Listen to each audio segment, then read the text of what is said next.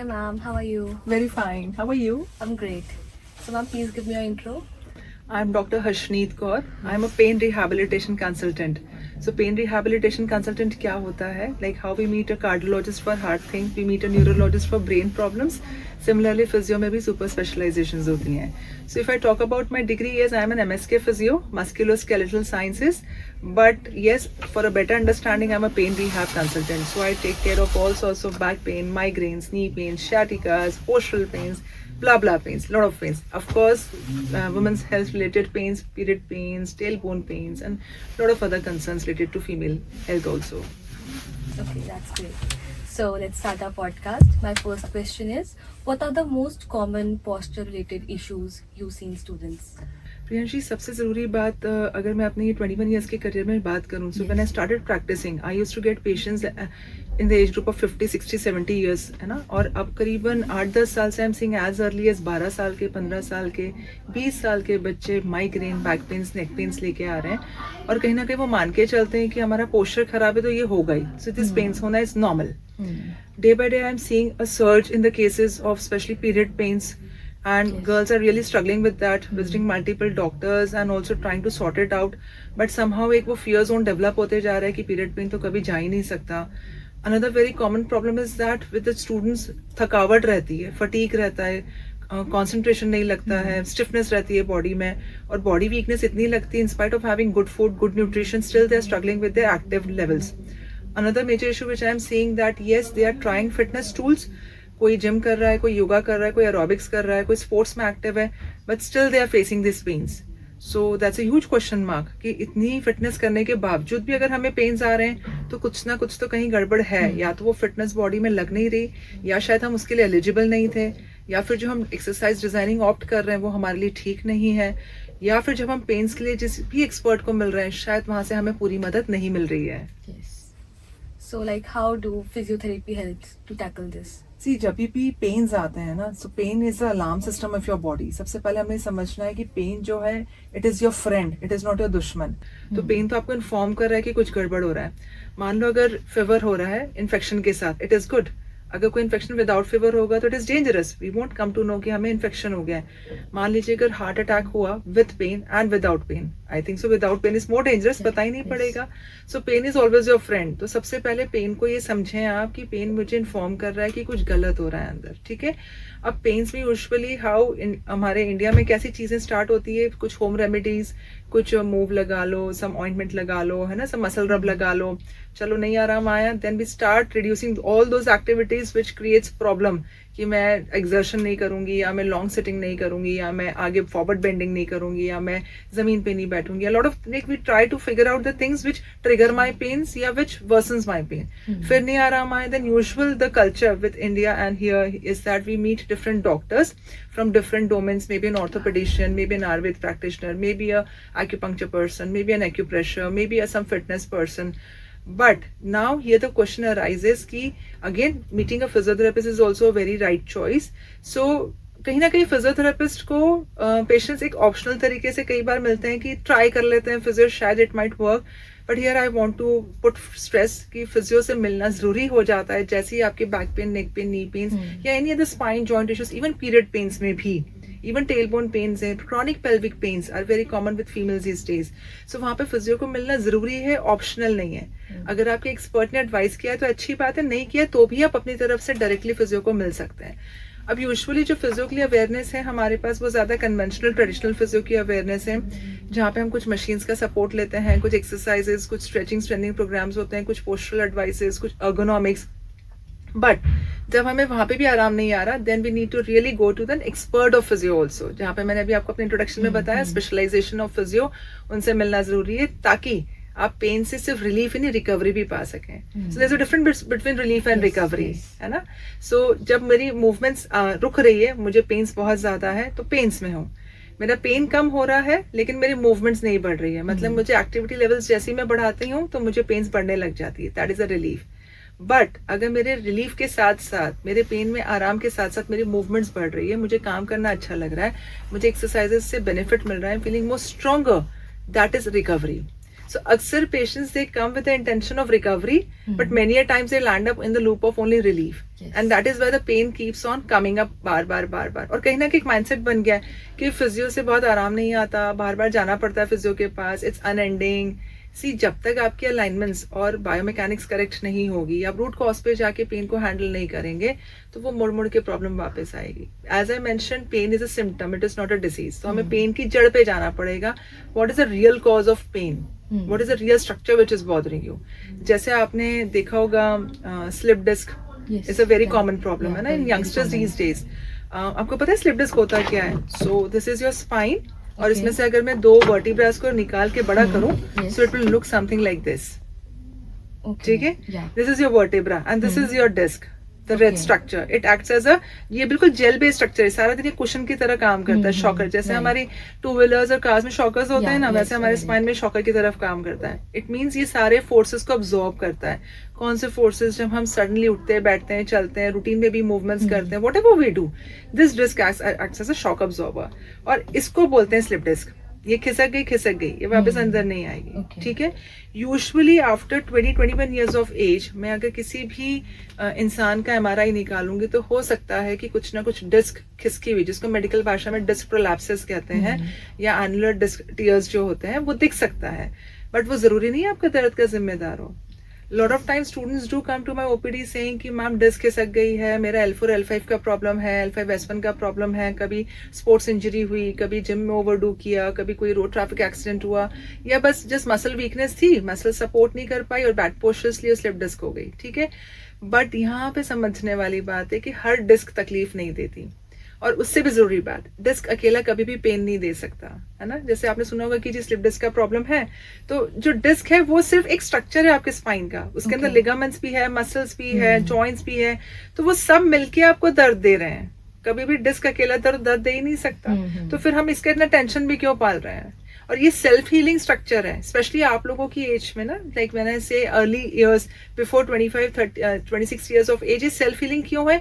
जैसी इंजरी, जैसे मान लो आज मुझे कोई फिंगर में कट लगा, तो वो अपने आप हीलिंग होगा. उसके लिए मुझे एक्स्ट्रा एफर्ट्स नहीं डालने, बस मुझे उसको प्रोटेक्ट करना है कि उसके अंदर गंदगी ना जाए, उसकी मूवमेंट्स कम से कम हो. वैसे ही ये जो डिस्क है, ये जैसी बाहर निकली, ये खुद से हील होना शुरू हो जाएगी.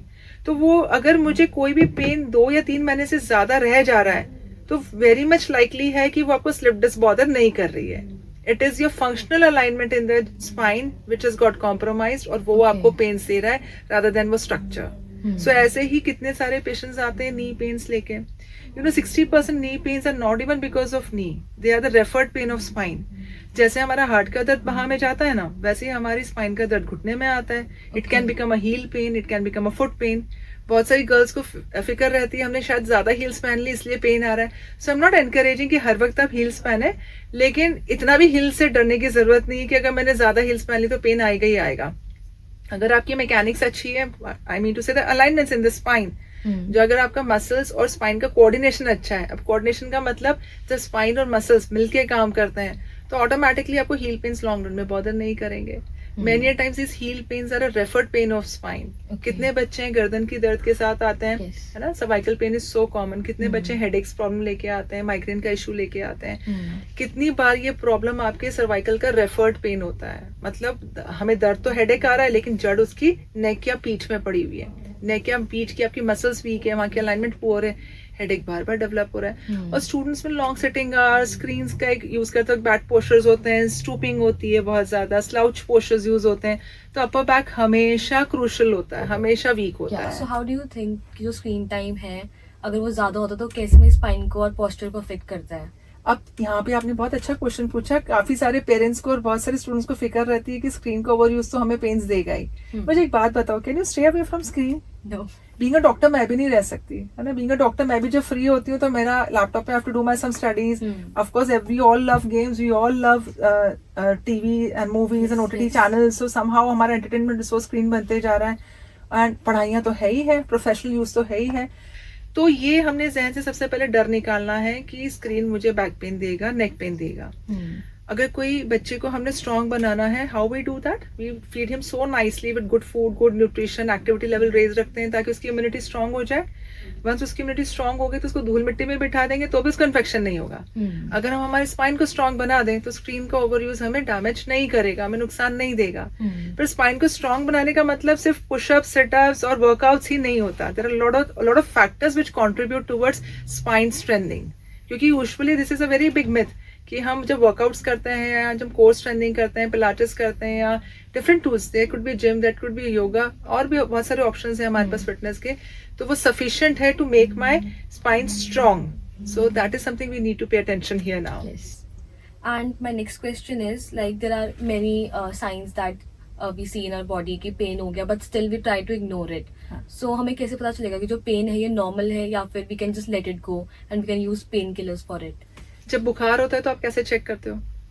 सबसे पहले थर्मोमीटर, है ना. वी ऑल नो कि thermometer is needed for fever.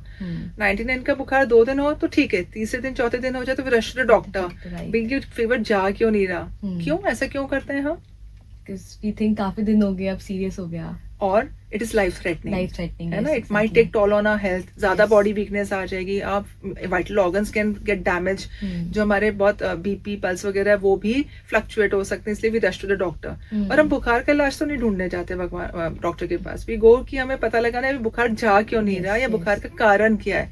And then we do a lot of blood test, urine test and lot of other investigations to find out कि रीजन क्या है. चिकनगुनिया है, डेंगू है, malaria है, क्या है. Similarly pen के लिए WHO ने एक थर्मोमीटर बनाया जिसका मैंने नाम पेन थर्मोमीटर दिया है, बट मेडिकल भाषा में इसको वैस्कोर बोलते हैं, विजुअल एनालॉग स्केल, VAS. बहुत सिंपल है. I would like and request my audience की इसको प्लीज इसको ध्यान से सुनना और इसका ना एक प्रिंट आउट निकाल के गूगल माता से घर में लगा देना, so that everyone should know कि what is VAS score. 0 is nothing. ये स्कोर 0 से 10 का होता है. So 0 is nothing, I fit and fine, no stiffness, no discomfort, I have sound sleep, I can I feel fresh the moment I wake up in the morning. तो that is एक 0 score है. लेकिन 3-4 का score होता है कि मैं अगर थोड़ा सा एक्सर्शन ज्यादा कर लूं तो I feel a bit of discomfort, but वो मैनेजेबल है. With rest and with some exercises, workout, posture care मेरा वो डिस्कम्फर्ट ठीक हो जाता है. मैं डिस्कम्फर्ट क्यों बोल रही हूँ? क्योंकि किसी को पेन है, किसी के लिए वो स्टिफनेस है, किसी के लिए वो झंझनाहट है, टिंगलिंग है, नमनेस है, थकावट है, किसी के लिए it is a period pains. जब मैं पेन्स की बात करती हूँ तो कई बार मुझे गर्ल से ask, can you help in period pains also? So period pain is also a version of pain only. ठीक है. Tailbone pain is also a version of pain only. जब pain आया तो pain can be in any version. तो इसलिए it can be like discomfort is a better word to declare. Now 5-6 is something कि अगर मैंने precautions नहीं लिए, जैसे कई बार पेशेंट्स बोलते हैं कि मेरी तो नस अटक गई या नस चढ़ गई या मैं बिल्कुल मूवमेंट नहीं कर पा रही हूँ, नेक ही अटक गई है, बैक अटक गई है, I can't move at all. But yes, after few days of rest and few days of discomfort and जो मैंने अपनी केयर करी, I am feeling better. But कहीं ना कहीं I feel that fragile back. I feel that weakness in back. I can't stand longer. I can't sit longer. I can't study longer because वो discomfort आ जाता है. कुछ तो है. अक्सर आपकी एज ग्रुप में बच्चे बोलते होते हैं कि लेटने का मन ज्यादा करता है बैठने के बजाय. This is again a high alarm. Then 6-7 in the score of 0 to 10. 6-7 का मतलब होता है कि मुझे पेन किलर्स चाहिए, दो I am avoiding, or I need to meet my doctor now. There is something major. It is not going. ठीक है. That is 6-7. And 8-9-10 is something मैंने डॉक्टर को भी मिल लिया, मुझे आराम नहीं आ रहा. And मैं बिल्कुल भी अपनी बेसिक्स, ब्रश करना, नहाना धोना, ट्राउजर्स चेंज करना, ड्रेसिंग अनड्रेसिंग, टॉयलेट यूज करना, उसमें भी मुझे बहुत ज्यादा, मुंबई भाषा में बोलते हैं, वाट लगी हुई है. ठीक है. So that is something the severe score. So जैसे ही हमारा स्कोर 3-4 को क्रॉस करता है पेन थर्मोमीटर का, that is a high alarm. I need to meet my expert. Now who is the right expert? I will come to that point also. At this point, another important part कि जब मेरा score 3-4 को cross कर रहा है, I'm not eligible for any exercise. What people usually do, pain आया, they start doing exercise. मुझे एक बात बताओ, जब बच्चा vomit कर उसको खाना दोगे आप? No. क्यों? Because I mean इस टाइम पे stomach prepared नहीं होता है. वो वॉमिट और करेगा. उसको इंडाइजेशन हो रहा है, उसको रेस्ट भी चाहिए, और हमें बहुत एक कैलकुलेटेड वे से समझ के उसको खाना देना पड़ेगा कि what is right for him right उस पर्टिकुलर सिचुएशन में. फिर जब पेन आ रहा है जॉइंट्स और मसल्स और स्पाइन में, तो हम तब एक्सरसाइज करना क्यों शुरू कर देते हैं? This is an important thing we need to understand. तो ठीक है? मतलब जैसे अगर हमें पेन है तो इसके लिए हमें रेस्ट करना चाहिए या फिर मूवमेंट्स करनी चाहिए? Rest is the first idea. Okay. है ना? रेस्ट, अब कितना रेस्ट करना चाहिए? अनलिमिटेड रेस्ट और bed rest is a totally conventional approach. Okay. ठीक है, not using your joint is a conventional approach. Even for the back pain we say bed rest of more than 2 days can be more detrimental than helpful. फिर आपने कहा rest करना, तो फिर कैसे? So first step of rest is that मैंने अपनी चीजों के लिए उठना है। मुझे खाना चाहिए, मुझे पानी चाहिए, मुझे कपड़े चेंज करना है, मुझे टॉयलेट जाना है, मैं खुद उठूंगी। अगर मुझे बैक पेन है, नेक पेन है, लेग पेन है, शैटिक है, वट एवर, ब्ला ब्ला ब्ला। लेकिन मैंने अपने उठने के वक्त किसी और काम के लिए नहीं उठना है कि मैं वो और भी काम निपटा लूं, मैं बाजार भी हो आऊं। That is a real definition of rest. ठीक है? Okay. अब ये रेस्ट में आप अगेन यहाँ पे आपने देखना है कि मूवमेंट्स को धीरे धीरे अकोमोडेट करने की कोशिश करनी है। लेकिन मूवमेंट्स अगर आपकी पेन को वर्सन करता है तो then stop. Stop it. See Yes. Pain is your friend when I tell you, pain is informing you that something is wrong. तो अगर वो मूवमेंट्स के लिए भी रेडी नहीं है ना तो वो आपको अलाउ नहीं करेगा। ठीक है, उतना ही मूवमेंट अलाउ करेगा जितना वो अंदर से ले सकता है स्पाइन। बट हम लोग उसको सुनते नहीं है। कई बार मैंने सुना मर्द को दर्द नहीं होता, Yeah. Be strong, you are a delicate darling. इतने से दर्द के लिए क्या होता है? कौन बोलता है? ये तो चलता है, इट्स नॉर्मल। मुझे भी देख, मैंने ऐसे ऐसे किया, रिलीज कर लिया, तू भी कर ले, कटाक रिलीज योर नेक, कटाक रिलीज योर बैक, चल मैं तेरे को रिलीज करता हूँ। So this is what all things we do and we worsen the pain. या ऑल्सो एक माइंडसेट है जो यूथ में बहुत ऐसा पॉजिटिवली और कॉमन है, that is no pain no game. So what's your thought on this mindset? अगर मैं इस माइंडसेट को बोलूं, यूजुअली ये बहुत ज्यादा जिम फ्लोर्स पे बहुत ज्यादा यूज होता है, फिटनेस ट्रेनिंग में यूज Yes. होता है, कंपटीशन होता है, I can do this much, you can also do this much. So can I ask your age, Priyanshi? I think you are 19, Yes, 20 I'm 19. And I am 43। Now if we both go for the fitness session, है ना, और फिर अगर हम दोनों वहां जाके कोई भी एक एक्सरसाइज करते हैं, या फिर हम कहीं पे भी फिटनेस सेशन को ऑप्ट कर रहे हैं, या हम खुद गूगल को यूज करके, यूट्यूब को यूज करके कर रहे हैं, क्या हम दोनों सेम एक्सरसाइज कर सकते हैं? No, why? because सबसे पहला डिफरेंस तो एज का ही हो age, गया। it's- दूसरा, you are a student, I am a doctor, तो हमारी Yeah. दोनों की मसल्स और जॉइंट्स की नीड ही डिफरेंट हो yes, गई। yes. Third, we both use different postures. Hmm. Very importantly, I've delivered a child, and that Yes. too 13 years back. You are still, I mean, away from that, है ना? If a man is sitting here, he is out of question. He's not going to deliver a child. Yes, So body right. mechanics से different हो गई, ठीक है? There's a lot of So then, difference. how can exercises be common?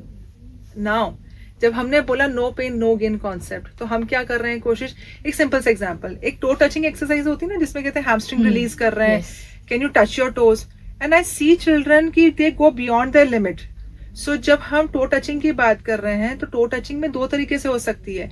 अगर मैं ideally चाहूँ तो मेरी कमर का हिस्सा बेंड होगा, और अगर मैं चाहूँ कि नहीं बस मुझे प्रियंशी को मैच करना है, तो मैं अपने हिप को ट्विस्ट करके, पेल्विस को टिल्ट करके टो टचिंग अचीव कर लूंगी, which is going to cause harm to my spine. Fine. Yes. तो यहाँ पे बात आ गई, नहीं थोड़ा सा कोशिश कर, हो जाएगा, Yes. है ना? And then I am really exploiting my back. फिर क्या स्ट्रेच करना ही नहीं चाहिए?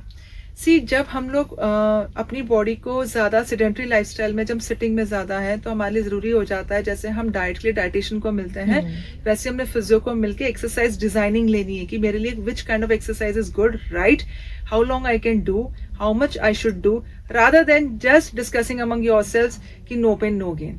Lot of students are getting injuries because of this thing also. So what are the common myths that you have seen among students about pain and injuries?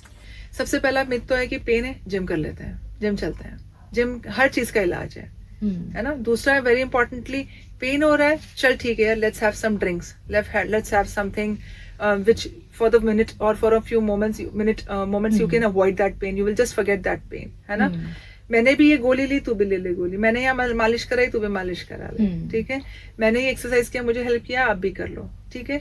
So this is something, can be use medicine like this? No, not at all. जब pain के रूप में आ गए आप, तो exercise will behave like a medicine. Okay. तो exercise as a food, exercise as a medicine, and am I eligible for exercise, ये तीनों डिफरेंट टॉपिक्स हैं. तो जब मेरे को पेन बार बार बॉदर कर रहा है, तो मुझे एक्सरसाइज भी गोली के जैसे लेनी पड़ेगी. फिर वो गोली जो एक्सरसाइज वाली, वो डॉक्टर ही लिख के देगा. अगर मैं खुद एक्सपेरिमेंट करूंगी तो वो नुकसान करेगा, ठीक है? तो ये सबसे बड़ा मिथ है. जो एक पहला मिथ है कि जी कोई भी पेन आ रहा है तो gym is the only answer. Fitness strengthening is the only answer, no doubt about it. This is a scientific proven fact. But मुझे पहले उसके लिए एलिजिबल बनना पड़ेगा. मुझे देखना पड़ेगा कि मेरी अलाइनमेंट ठीक है कि नहीं. कार में व्हील अलाइनमेंट होती है, मैं उसमें कितना भी पेट्रोल डालते चलूं, तो क्या वो व्हील अलाइनमेंट ठीक हो जाएगी? No. व्हील अलाइनमेंट कौन ठीक करेगा? क्या आप और मैं कर सकते हैं? The mechanical repair. yeah. क्या हम लोग कर सकते हैं कार घर में ऊपर उठा लो और व्हील सेट कर लो? Third we need person, proper yeah. Techniques and system to fix it. Yes. Similarly हमारी अलाइनमेंट्स होती है जॉइंट के अंदर। जैसे मैं अपनी जॉइंट का एग्जांपल दूं, ये अपनी जगह पे with the help of muscles, ligaments and soft tissues, इसमें से कोई भी स्ट्रक्चर वीक पड़ा, most common is a bad posture, lack of exercise, overdo of exercise can also cause alignment compromise. ठीक है, कोई आपकी पुरानी फ्रैक्चर की हिस्ट्री रही हो, कोई इन्फेक्शन ट्यूमर की हिस्ट्री रही हो, तो even that can compromise your knee joint. ठीक है, इवन इसके ऊपर जो वेट बेयरिंग ऊपर से आ रही है स्पाइन से, जैसे आप देखेंगे आजकल स्टूडेंट्स में ना एक शोल्डर अनइक्वल जोन बहुत कॉमन है। अनइक्वल शोल्डर्स है, एक शोल्डर आगे पीछे है, पेल्विस टिल्टेड है, नेक प्रोट्रूडेड है, स्टूट पोस्चर्स है, तो वो तो अपने आप इंडिकेट कर रहा है कि अलाइनमेंट इश्यूज हैं। तो जब तक अलाइनमेंट ठीक नहीं होगी और आप सिर्फ मसल्स को स्ट्रेचिंग, स्ट्रेंथनिंग और वर्कआउट्स कराते रहेंगे, तो it will cause more harm than good. So जो अलाइनमेंट इश्यूज हैं वो जेनेटिकली होते हैं या फिर we develop it? 90% I should say 95% nothing to do with genetics. Okay. This is something what we develop during our learning period. Body hygiene हमें सिखाया जाता है बचपन से, पर्सनल हाइजीन सिखाया जाता है, डेंटल हाइजीन सिखाया जाता है। अब तो इतनी अच्छी मूवीज आ गई तो मेंस्ट्रुअल हाइजीन भी सामने आ गया है। ठीक है, what about posture hygiene? No one knows. Neither our parents know, neither we know. So posture hygiene, we need to understand what is right posture, what is wrong posture, what is good, what is bad. सीधे बैठना हमेशा good posture नहीं होता। जैसे मैं posture बोलती हूँ तो लोग सीधे ऐसे बैठना शुरू हो जाएंगे, okay now we are talking about posture. Posture is a huge and a very big topic. Okay. So we need to understand in depth. There is a sitting posture, there is a lying posture, there is a standing posture. फिर क्या इतना perfect कोई चल सकता है? Being myself a physio मैं भी नहीं कर सकती. At times even I want to relax, I want to slouch. But जैसे मान लो अगर मेरा पेट अच्छा है, स्ट्रांग है, मैं अच्छा फूड खाती हूँ, टाइम पे सोती हूँ, मेरी इम्यूनिटी स्ट्रांग है, कभी कभी मैंने अगर जंक फूड खाया तो मेरा पेट खराब नहीं होगा। लेकिन अगर मैं रोज जंक फूड खाऊंगी तो पेट 100% खराब होगा और ज्यादा डैमेज कर जाएगा हेल्थ को भी। सिमिलरली अगर मैं डेली पोस्चर्स अच्छे यूज करती हूँ, स्लीपिंग साइकिल मेरा जो बायोलॉजिकल क्लॉक है, सर्काडियन रिदम मेरा अच्छा है, अच्छी मेरी ईटिंग हैबिट्स है और मेरे रूटीन अच्छा बना हुआ है, मेरे मुताबिक मेरी एक्सरसाइजेस जो मेरी रिक्वायरमेंट है हो रही है, तो कभी कभी बैड पोस्चर्स मुझे नुकसान नहीं करेगा। क्योंकि कई बार स्टूडेंट्स आते हैं और वो कहते हैं मैम हमने कुछ भी नहीं किया, मैं तो एक बकेट ही उठा रही थी, मेरी बस कमर चुप पड़ गई, मैं कुछ भी नहीं करी थी, रात को बस लेटी थी, सुबह उठी तो मेरी नेक अकड़ी हुई थी, it was really bad, really stiff, बहुत दिनों से शायद मैं लॉन्ग सिटिंग कर रही थी। अब बीइंग अ स्टूडेंट आप लॉन्ग सिटिंग ही करोगे ना, being a banker long sitting ही करेगा, IT प्रोफेशनल तो लॉन्ग सिटिंग ही करेगा, उसको ट्रैफिक पुलिस जैसा खड़ा तो नहीं रख सकते। सो इसका मतलब फिर क्या वो उसे जॉब छोड़ देना चाहिए या फिर अपनी एक मेंटल स्ट्रेस बिल्डअप कर लेना चाहिए कि long sitting is going to kill me, now what should I do? So we all are studying and learning so that we can become a good professional or good businessman. But then सिर्फ posture hygiene की care और posture hygiene में क्या क्या करना है, कैसे करना है, वो एक छोटी सी बातें समझने वाली है। We are all safe into safe zone. No back pains, no neck pains. Yes. And I need to really educate on the things जो आप लोग कर सको। अगर मैं आपको बोलूँ सीधा बैठो, जब मैं नहीं सीधा बैठ सकती तो मैं आपको कैसे बोल सकती हूँ? Which is not practically possible. Yeah. So my next question is कि जो पेन होता है, बॉडी पेन, वो जेनेटिकली कुछ होता है इन्वॉल्व इसमें कुछ? बिकॉज मेनी पीपल से कि I have neck pain, I have back pain, मेरी मॉम को था, मेरे डैड को था, तो उनसे मुझे मिला है। So like is it true? No, not at all. These pains are your own.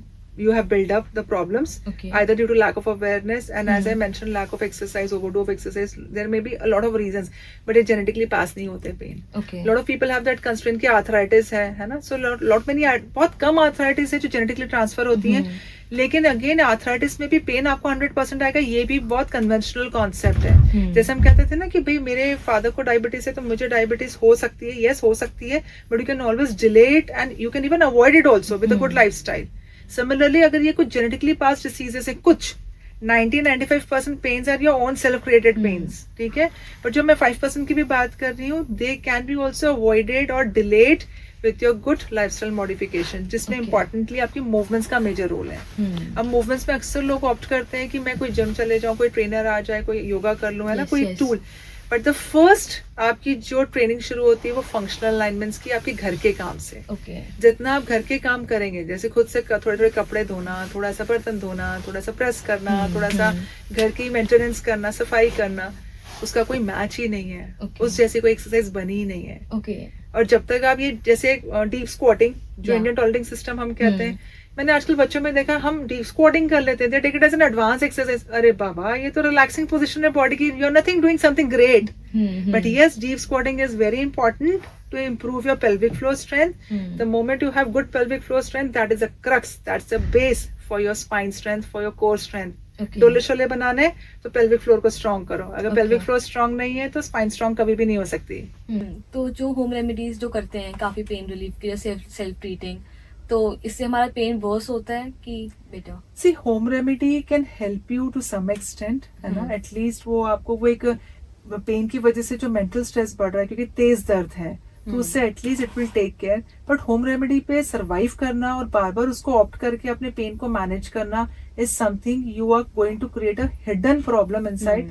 क्योंकि ऐसा मेंशन ना, पोस्टरल पेन्स ऐसे होते हैं कि जहाँ पे इसका सबसे अनफॉर्चुनेट पार्ट, ये शुरू की आप लोगों की एज ग्रुप में अक्सर ये साइलेंट चलते हैं.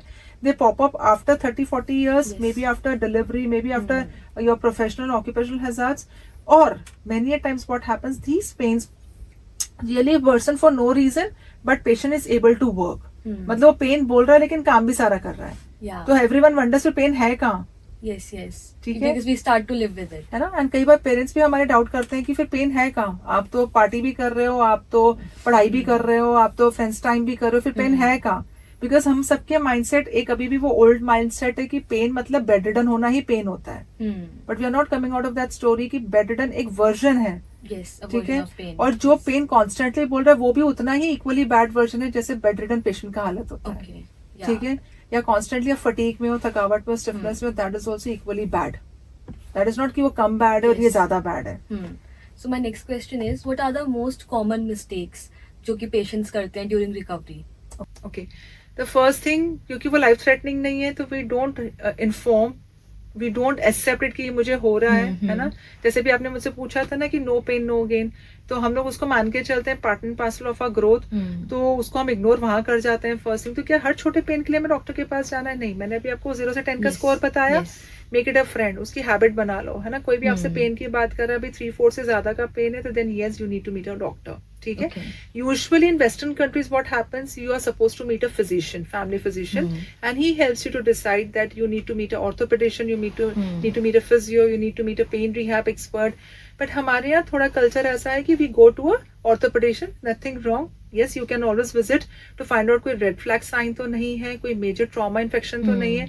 But once it has been ruled out, then immediately you should move to the physio. You should request to find your doctor that I want to see my physio, because ultimately exercises आपके joints और muscles की खुराक है.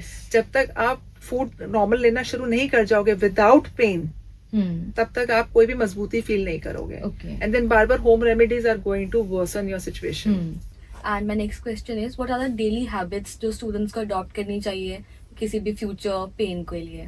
सबसे पहले तो bed का साथ छोड़ो. बेड को सिर्फ सोने के लिए यूज करना है. हमने बेड पे मूवी नहीं देखना है, बेड पे हमने फैमिली टाइम नहीं करना है, फ्रेंड्स टाइम नहीं करना है. मुश्किल नहीं है, बहुत आसान है, सिर्फ जहन में रखने वाली बात है. चेयर ज्यादा यूज करो. आप चेयर नहीं यूज करने का मन करे तो जमीन पे बैठ जाओ. बट वो massage chair, relaxation chairs, fun chairs, please extremely no. Reason, आप दूसरे वक्त आप ओवर यूज ऑफ पोस्चर कर रहे हैं ना, लॉन्ग सिटिंग कर रहे हैं. जब आप ये चेयर्स को यूज करते हैं या बेड को यूज करते हैं तो वो एक्चुअली ग्राउंड बन जाता है आपकी इंजरीज का, आपके पेन्स का, आपके स्टिफनेस का, है ना. पर स्टूडेंट्स बोलते हैं फिर हम सारा दिन बैठ के आए थे, अब यहाँ पे भी बैठ के पढ़ाई करें. तो अगर आपका मन कर रहा है तो लेट जाओ. पर ये बीच का कुछ नहीं होता कि सर ऊपर हम नीचे, टांगे ऊपर हम नीचे, ऐसा बीच का कुछ नहीं होता. ठीक है, या तो पूरा लेट जाओ, टेक कंप्लीट रेस्ट. फिर लेट के ये काम नहीं करना ना कि हम लेट के भी फोन पे काम कर रहे हैं, टीवी देख रहे हैं. You want to do your phone, TV, whatever, do in sitting. Essentially sitting, either you can sit on floor or you can sit on chair, but no bed sitting. No sofa sitting. सोफे पे भी मैंने देखा है आधे से ज्यादा like buttocks are sinking inside the sofa, टांगे कहीं और हैं, और फिर then we are saying कि हम थके हुए हैं. तो थकने का मतलब ये नहीं होता कि लेटे रहो. थकने का मतलब होता है रिवाइव करो, रिस्टोर करो आपकी बॉडी को. जब आप रिस्टोरेशन कर रहे हैं तो उसमें आप क्या टूल्स को यूज कर रहे हैं, so that you feel again confident when you're back to your performance ground. ठीक है. Next question is, how can mental health affect our recovery? जब भी आप लोग मेंटल स्ट्रेस फील करते हैं, डू यू थिंक कि मेरा नेक टाइट हो जाता है, मेरा yes. एब्डोमेन अपसेट हो जाता है, आई hmm. Don't feel like eating, I Yes. Don't feel like, मतलब मुझे कुछ भी अच्छा नहीं लग रहा. जब मेंटल स्ट्रेस ज्यादा होता है, एकदम भूख मर जाती है, या किसी के साथ होता है कि क्रेविंग शुरू हो जाती है. इसका मतलब मेंटल हेल्थ और गट हेल्थ रिलेटेड है. ठीक है. अब वो गट हमारा कहाँ पड़ा है? स्पाइन के सामने पड़ा है. वो गट कहाँ पड़ा है? Starting from the food pipe से इंटेस्टाइन तक सारा नेक, मिड बैक, लोअर बैक, सब उसके आसपास उसकी बाउंड्री वॉल है. yes. तो जब आपकी मेंटल हेल्थ कॉम्प्रोमाइज है तो वो डेफिनेटली आपकी फिजिकल हेल्थ पे टॉल लेगा. Now what people do with the mental health compromise, जैसे मैंने काफी बच्चों को देखा है कि they use gym as a stress buster. I will do a sincere request to you, stress buster के लिए एक्सरसाइजेस बनिए, no doubt about it, but using into your gym into your extreme stress leads to injuries rather than good. rather than giving you benefit, वो injuries कर जाएगा. तो stress buster use करना है तो पहले आप अपनी रूटीन मूवमेंट्स पे आओ, वॉक करो, साइकिलिंग करो, स्विमिंग करो, healthy sports Khelo, and then yes, try to get interactive with your friends where you can just you can just pour out your stress, and but don't be dependent on your gadgets. मैं आज ही newspaper में पढ़ रही थी कि तमिलनाडु में एक बंदा एक पोस्टर लेके बैठा हुआ है बीचेस पे कि come and release your stress. How? So he is just there to listen to you and he's charging 1,000 rupees for that. So now these are the latest things what are happening. Okay. So please vent out with your friends and don't just use, क्योंकि हम सब instant relief के जमाने में बैठे हुए हैं. Zomato, Swiggy and everything is giving us everything. Amazon is giving us instantly. तो हमें लगता है कि हमारी जो स्ट्रेस है वो भी इंस्टेंट रिलीफ हो जाए, बस फटाफट निकल जाए किसी तरह से. And we land up into over use of gadgets and we tend to go into bad postures, because mental stress is equal to bad postures, और bad postures is going to weaken your muscles. और जितनी muscles weak होगी उतने pens क्या आना ही आना है. और पेन्स का फिर इंस्टेंट रिलीफ, जैसा पेन का इलाज कभी भी इंस्टेंट नहीं हो सकता, ये ध्यान रखना. स्पेशली जॉइंट्स और मसल पेन्स का इलाज तो नहीं इंस्टेंट हो सकता. Yes. जो कह रहे 10-15 दिन में ठीक कर दूंगा तो वो आपको रिलीफ दे सकता है, रिकवरी नहीं दे सकता. अभी आजकल हमने देखा है, जैसे पहले जो जॉइंट पेन्स जो होते थे वो काफी 40+ होते थे, हमारे ग्रैंड पेरेंट्स को होते थे, बट अभी ये बहुत अर्ली एज में दिखने लग गया है. 20 इयर्स के बच्चे को हो रहा है. So like why is this happening? क्योंकि हम हमारे घर के काम करना भूल गए. हमारे लिए आजकल हर चीज हमारे पास हाथ में आ गई है. हमारे पास स्टाफ है, मेड्स हैं, कुक्स हैं, हर चीज इजीली अवेलेबल है. और अगर वो स्टाफ नहीं भी है तो हम फटाफट ऑर्डर करके चीजें बुला लेते. वी डोंट गो पैदल चल के जाना, मार्केट से लाना, साइकिलिंग करना. Lack of functional movements. जब मैं मूवमेंट बोलती हूँ तो हर कोई वहां रिलेट करने लगता है कि अच्छा मुझे लगता है थोड़ा सा जाके 2 घंटे मुझे कुछ एक्सरसाइज का प्रोग्राम ज्वाइन करना चाहिए. आप अगर वो 2 घंटे एक्सरसाइज का प्रोग्राम नहीं भी करते चलेगा, लेकिन आप घर के काम खुद करने की कोशिश करिए. सेकेंडली यस, हमारा जो सर्काडियन रिदम है वो टूट गया है. बच्चे बिल्कुल आजकल सुबह 3-4 बजे सोते हैं, 5 बजे सोते हैं. वो कहते हैं मुझे रात की पढ़ाई अच्छे से होती है. तो you are going against nature. तो वहां पे आपकी मसल्स वीक होगी आपका हार्मोन अपसेट होगा ही होगा. This also becomes a crucial reason for PCOD and PCOS. This is a real major factor. Lifestyle is really compromised and really badly compromised. It's leading to hormonal issues. जो मसला पे impact होगा ही होगा. तो इसलिए स्लीप साइकिल पे focus करना बहुत जरूरी है. आप अपने फंक्शनल मूवमेंट्स डेली रूटीन में रखिए. जो बच्चा घर के सारे काम कर रहा है, एक्टिवली इन्वॉल्व हो रहा है अपने पेरेंट्स के साथ सपोर्ट देने में, चाहे आपके कितनी अच्छे आप ब्लेस्ड हो आपके स्टाफ से और आपकी लग्जरी से, but still do this home chores. So that is the ground. इसके अलावा आप और कुछ एक्टिविटीज करना चाहते हो, do it. There is no harm. But then वो क्या क्या कर सकते हो, कौन सी नहीं करनी चाहिए, इसके लिए फिजियो से एक्सरसाइज डिजाइनिंग जरूर कराएं. आप टेलर से सूट डिजाइनिंग कराते हैं, डाइटिशियन से अपना फूड डिजाइनिंग कराते हैं, तो एक्सरसाइज का फिजियो से डिजाइनिंग कराइए ना. ठीक है. Okay, right. So my next question is what's the correct posture for sleeping? काफी बार ग्रुप डिस्कशंस होती हैं, पीपल लाइक हम तो सीधा सोना चाहिए, इट्स गुड, बट सम से कि हमें साइड पे होके सोना चाहिए. So like there are very different opinions. So सबसे पहले जब आप सोने जाते हो, मुझे नींद आ रही है, सो देन सबसे first thing is that you just lie down straight, face up. ठीक है. उसमें नीज बेंड करके आप लेटो. आपका mattress should be firm. Mattress आपके सर और बटक के हिस्से से धंसना नहीं चाहिए. अगर वो धंस रहा है तो इसका मतलब मैट्रेस ठीक नहीं है.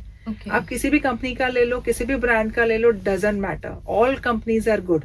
इसेंशियली चेक कि वो झूलने वाला मैट्रेस ना हो, सिंक होने वाला मैट्रेस ना हो. उसमें तो जो मर्जी आप स्लीप पोस्चर अच्छा फॉलो कर लो, आपकी स्पाइन लॉन्ग रन में जाके डैमेज होगी.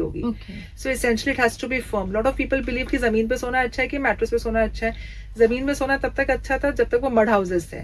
जब वो मार्बल्स और टाइल्स पड़ गई, they are not at all good for your back. अगर आप उस पे सोना चाहते हो देन फिर वही पतला गद्दा डाल के फिर सोना, डायरेक्टली टाइल्स और मार्बल्स के फ्लोर पे नहीं सोना. अब जब आप सोने जा रहे हैं, शुरू किया आपने सीधा लेटे, आप नीज बेंड करके, नाउ यू फील कि मेरे को तेज नींद आ जाएगी, then come on your sides. 60 to 70% और maybe 80% of your sleep should be on your sides. पर Okay. हाथ सर के नीचे रख के, हाथ को पैर के बीच में डाल के, आड़े पड़े, जैसे वो कहते हैं लिजर्ड पोस्चर में जाके वो नहीं सोना है, ठीक है।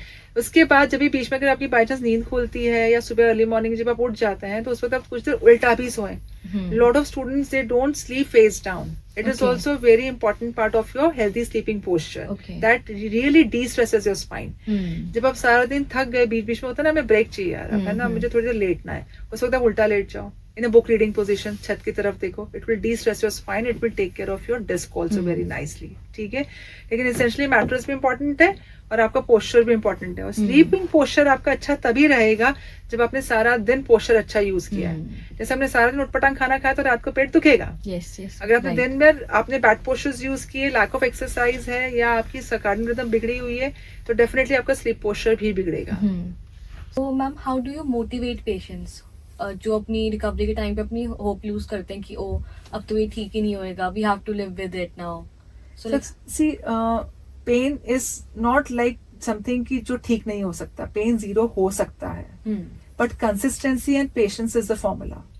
जो फिजियो आपको होमवर्क देता है या जब फिजियो आपको सेशंस के लिए इनवाइट कर रहा है उसमें मैनुअल थेरेपीज होती हैं, कंप्लीटली हैंड्स ऑन ट्रीटमेंट्स होते हैं। जब मैं एडवांस बायोमैकेनिक्स या मैनुअल थेरेपी की बात करती हूँ, एंड द बेस्ट पार्ट जो फिजियो ट्रीटमेंट्स अब लेटेस्ट हैं, दे आर ऑल पेनलेस। तो पेशेंट जब पेन के साथ आ रहे हैं तो ही फील्स रियली हैप्पी कि चलो वहां जाके at least I will be painless during the process, ठीक है। जैसे हम वो डेंटिस्ट के पास जाना पसंद करते हैं जो हमारा पेनलेस इलाज करे, सिमिलरली फिजियो पेनलेस हो गया है। तो जब आपको ये ट्रीटमेंट हो रहा है, जब प्रोसेस आपकी कंफर्टेबल हो रही है और प्लस वो आपको डेली सेशंस आपके यूजुअली देखो जो ट्रीटमेंट पार्ट होती है वो 3 पार्ट्स में डिवाइड होता है। एक होता है स्टेज ए जहाँ पे हम कह रहे हैं कि पेन रिलीफ आ जाए, मतलब जो मेरा अक्यूट पेन है, मेरे शार्प पेन्स है, जो स्टिफनेस है या मेरे टिंगलिंग नमनेस है वो कम हो जाए। सेकंड स्टेज होती है कि अब मुझे मूवमेंट एक्सरसाइज और माइल्ड एक्सर्शन से मुझे बेटर लग रहा है। थर्ड स्टेज है जहाँ पे हमने देखा ना कि मेरी कूप निकल रही है, स्टूपिंग आ रही है, डॉगचिस हम बन रहा है, गर्दन उठी हुई है, शोल्डर लेवल इम्बैलेंस है, तो वो करेक्शन इज थर्ड स्टेज। तो जब तक आप वो तीनों स्टेजेस को नहीं कंप्लीट करोगे तो पेन मुड़ के आएगा ही ना। You have to be clear in your mind, आपको रिलीफ चाहिए, रिकवरी चाहिए। रिलीफ चाहिए तो ठीक है, आप वो फर्स्ट स्टेज को क्लियर करके मूव आउट, है ना, बट देन डोंट क्राई कि मेरा तो कभी ठीक होता ही नहीं है, ठीक है। जब आप अलाइनमेंट्स को ठीक करना शुरू कर जाते, जो फिजियो करेगा, आप खुद से नहीं कर सकते। जैसे मैंने मैकेनिक का कार का एग्जांपल दिया ना अलाइनमेंट का, जब वो फिजियो आपके अलाइनमेंट्स को ठीक करना शुरू करता है तो ऑटोमेटिकली आपको गुड पोस्चर अच्छा लगता है। जैसे बच्चा ठीक होता है उसको नॉर्मल खाना अच्छा लगता है, उसको हमें पुश नहीं करना, बेटा बेटा खाना खाओ, उसको भूख भी लगेगी। धीरे धीरे जब वो तंदुरुस्त हो जाता है तो वो जंक फूड भी मांगने लगता है। तो सिमिलरली आपका जब पोस्चर जैसे खुद से मेंटेन होने लगे, एफर्टलेस, मुझे बार बार ना याद दिलाना पड़ेगा मुझे सीधे बैठना है, उसमें अलाइनमेंट्स बहुत इंपॉर्टेंट रोल प्ले करती है। और ये फंक्शनल अलाइनमेंट्स को मैं हिंदी में बोल सकती हूँ ढांचा, तो नसों को खोल के ढांचे को सीधा करना। काफी मैंने प्रॉब्लम्स भी देखी है, जैसे स्कोलियोसिस, नॉक नीज, तो ये फिजियो कैसे हेल्प कर सकता है? ये थोड़े से डिफरेंट क्लिनिकल वर्जन्स हो गए प्रॉब्लम्स के। स्कोलियोसिस, नॉक नीज में भी इनके ग्रेड्स होते हैं। Initial grades can be improved, but at certain से कॉब्स एंगल आपका 30-40 डिग्रीज को क्रॉस कर रहा है, then yes there is something the role of surgery, उसके बाद रिहैब चाहिए। बट मैं इससे ज्यादा जो कॉमन पोस्चर्स खराब है, खूब निकल जाना, वेरी कॉमन है ना। मैं बॉयज और गर्ल्स की देखती हूँ, यहाँ पे एक अलग से हुड निकला हुआ है, they are very uncomfortable by wearing heavy coats, jacket से घुटन होती है, बाल खोलो तो मुसीबत, बाल बांधो तो मुसीबत, पूरे टाइम थकावट रहती है, अपना ही ब्रा स्ट्रैप चुभ रहा है, अपने ही पैंट्स की जो वेस्ट लाइन है वो चुभ रही है, अनकंफर्टेबल हो रहा है, इंटॉलरेंस हो रहा है मुझे, है ना। So now we need to understand this part की वेरी इंपॉर्टेंटली, जहाँ हम कह रहे हैं कि पोस्चर्स में वो एक्सट्रीम हो गए जो आपने मुझे बताया, लेकिन जो हम बात कर रहे हैं जैसे अभी मैंने बोला स्टूपिंग आ गई ना, झुक के चलता है, सीधे नहीं खड़े होता, पेट निकाल के खड़े हो रहे हैं, स्वे पोस्चर्स हो गए, स्वे बैक पोस्चर्स हो गया, काइफोसिस हो गया, ठीक है। So these are more common and these can be completely rectified, these can be completely taken care of. इनको पूरा डाइल्यूट करके प्रॉपर स्पाइन में लेके आया जा सकता है। So what's the one thing जो आप चाहते हो कि ज्यादा लोगों को अपनी बॉडी के बारे में पता हो?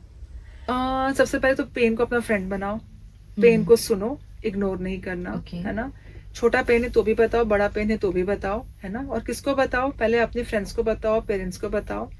अक्सर ये बड़ा मिथ होता है, पेरेंट्स कई बार इस चीज को समझ नहीं पाते हैं कि हमारे बच्चे को कैसे हो सकता है पेन्स, ये तो बड़ों की बीमारी है ना। Even at times they feel shame if the child is going for the physiotherapy, ठीक है। There is nothing wrong in visiting a physiotherapist, because कितने सारे मेरे सीनियर पेशेंट्स हैं जैसे कि हमारी प्रॉब्लम कब शुरू हुई, when we were 20-21 years old, हमें पता ही नहीं था क्या करना था, हमने कभी केयर नहीं करी, हमने कभी रेस्ट नहीं किया, एक्सर्शन खूब किया, तो पेन से तब से ही आ रहे थे। अब ये कुछ 50-60 में आके वर्सन हो गए। तो कहीं ना कहीं आज हमारे बच्चों को अगर ये समझ आ रही है, अवेयरनेस आ गई है कि इन पेन्स को हम शुरू से केयर कर सकते हैं, तो व्हाई नॉट, क्यों ना हम उनको शुरू से संभालने बजाय वो वर्सन हो। तो देयर इज, आप पेट खराब हो आप डॉक्टर के पास जाते हैं, कुछ और प्रॉब्लम है आप डॉक्टर के पास जाते हैं। तो अगर मेरा पोस्चर खराब है, पोस्चरल पेन है, तो वहाँ पे फिजियो के पास जाने में नुकसान क्या है, ये तो फायदे की बात है। Yes, आजकल जैसे काफी जो पेरेंट्स होते हैं, अगर उनका बच्चा फिजियो के लिए जा रहा है तो वो किसी को बताते नहीं है, they feel it as a shame कि ओ ये चीजें तो मतलब काफी हमारे ओल्ड लोग करते हैं, राइट, जो 50+ है उनको। यंग को तो ऐसा होता है कि क्यों जाना है, किस लिए जाना है, पेन है मसाज करवा लो, कुछ कर लो, ठीक हो जाएगा। तो हमारे बड़े बुजुर्ग कई बार घर में कह देते हैं ना, तुम्हें क्या फिजियोथेरेपी की जरूरत पड़ेगी, इतने भी डेलिकेट नहीं बनते, स्ट्रांग रहो, मजबूत रहो, चलता है, हम कैसे देखो बड़े हुए इतने सब कुछ। अग्रीड, सब कुछ अग्रीड है, बट कई बार हमारे पेरेंट्स अपने वक्त के दर्द भूल जाते हैं। जैसे मैं I should use this example, मेरा बेटा जब रोता था तो मैं पीडियाट्रिशियन के पास जाके कहती थी कि सर ये बहुत रोता है, और मेरे घर में सब कहते हैं कि बच्चा तुम्हारा ज्यादा रोता है। तो मुझे पीडियाट्रिशियन ने समझाया सबका बच्चा रोता है, ऐसा तुम्हारा अकेला बच्चा नहीं रोता, उनको अपना टाइम याद ही नहीं है, वो they have forgotten their time. And it was such a relaxing answer to me कि this is such a normal thing. तो अगर मेरे बच्चे को पेन्स हो रहे हैं, we need to address this, we need to understand this, क्योंकि हमारी लाइफस्टाइल चेंज हो चुकी है। हमारे पेरेंट्स को तो इतना स्क्रीन नहीं था ना, हमारे पेरेंट्स को तो इतना पढ़ाई का प्रेशर भी नहीं था, इस तरह से नहीं था। उनका एक अलग तरीके का कंपटीशन था, हमारा अलग तरीके का कंपटीशन है। टाइम्स आर चेंजिंग, तो डेफिनेटली जब बीमारियां नए तरीके से आ रही हैं, डिफरेंट तरीके से आ रही है, तो हम क्यों ना उसको एक ओपन माइंडेड के साथ वाइजली उसको हम केटर करें, बजाय उसको छुपाने के। Don't make postural pains in students as a stigma. We need to please come out of this zone, and you all together students, you can really put this thing, we can do some events or something, we can plan in long run to educate more and more our parents also on this. Thank you so much, ma'am. Well, it was a lovely podcast. So my last question to you is, what is a piece of advice that you would like to give to the young generation so that they could understand their body better, and any awareness that you would like to spread? Exercises को अपना friend बनाओ, exercises करना है, समझ के करना है, और हमारे अपने पेन्स को सुनना है, पेन्स को इग्नोर नहीं करना है। हमारा पेन हो या पेरेंट्स का पेन हो, जो भी हो हमारे घर में, क्योंकि आज की तारीख में हर घर में एक back pain, neck pain, knee pain का केस है, चाहे हार्ट लिवर किडनी डिसीज हो ना हो।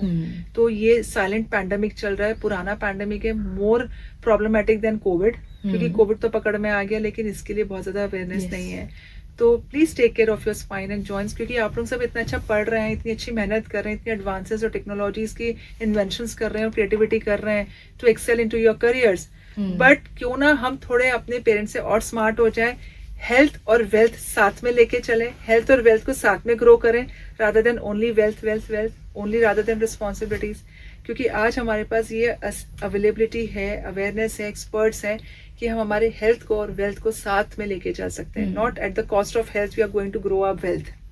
Thank you so much, ma'am. It was a lovely podcast. Thank you so much, listeners, for listening to Frequency 3080. I'm your host, Road Tractor Priyanshi Rawat, signing off.